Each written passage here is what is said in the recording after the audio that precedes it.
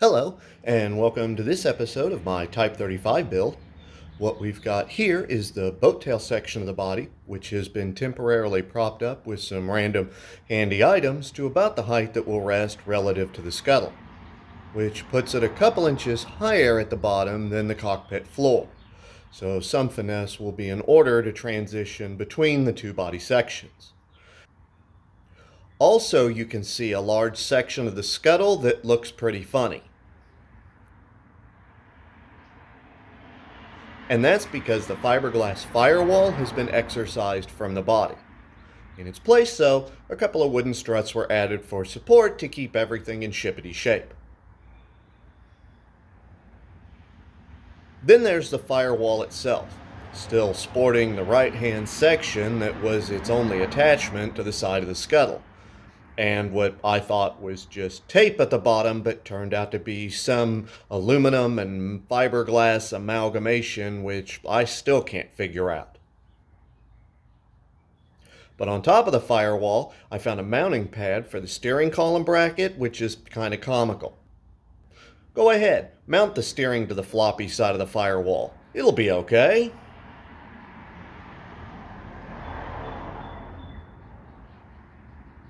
I never noticed the block before because it was hidden under the fixed side of the hood section. I also got started on mocking up the frame to get the general shape it'll need to be when it gets made out of steel. Mocking it up in wood first allows me to get accurate dimensions of the teardrop section of the body, since the wood is more forgiving to being curved.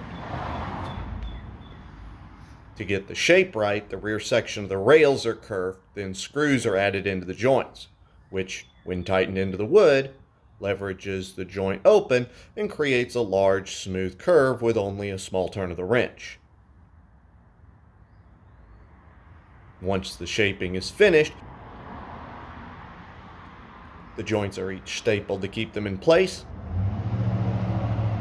The screws are removed, and the rail holds its shape. Next, the rails will be used to create a jig around which the steel frame will be formed.